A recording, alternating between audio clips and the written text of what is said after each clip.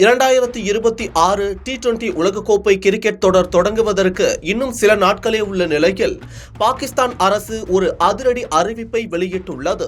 இது சர்வதேச cricket கவுன்சிலுக்கும் cricket ரசிகர்களுக்கும் பெரும் அதிர்ச்சியை ஏற்படுத்தியுள்ளது.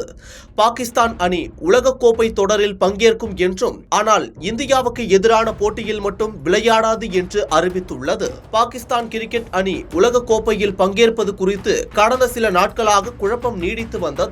இந்நிலையில் பாகிஸ்தான் அரசின் அதிகாரப்பூர்வ சமூக வலைதள பக்கத்தில் ஒரு முக்கிய அறிவிப்பு வெளியாகியுள்ளது. அதில் பாகிஸ்தான் அரசு ICC T20 உலகக்கோப்பை 2026 தொடரில் பாகிஸ்தான் கிரிக்கெட் அணி பங்கேற்க ஒப்புதல் அளிக்கிறது. இருப்பினும் பிப்ரவரி 15ஆம் தேதி 2026ஆம் ஆண்டு அன்று இந்தியாவுக்கு எதிராக திட்டமிடப்பட்டுள்ள போட்டியில் பாகிஸ்தான் கிரிக்கெட் அணி களமிறங்காது என்று தெரிவிக்கப்பட்டுள்ளது. சல்மான் அலி ஆகா தலைமையிலான பாகிஸ்தான் அணி தனது மற்ற லீக் போட்டிகளில் திட்டமிட்டபடி விளையாடும் என்றும் தெரிவிக்கப்பட்டது.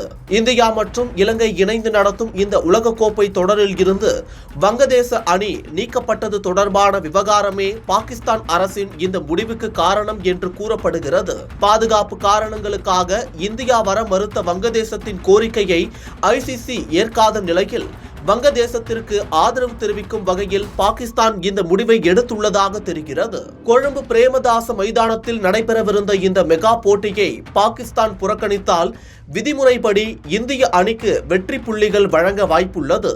இருப்பினும் இந்தியா பாகிஸ்தான் மோதும் போட்டி கிரிக்கெட் ரசிகர்கள் இடையே மிகுந்த எதிர்பார்ப்பை ஏற்படுத்தும் போட்டியாக இருக்கும் நிலையில் பாகிஸ்தானின் இந்த முடிவு கிரிக்கெட் ரசிகர்களை கலக்கத்தில் ஆழ்த்தியுள்ளது.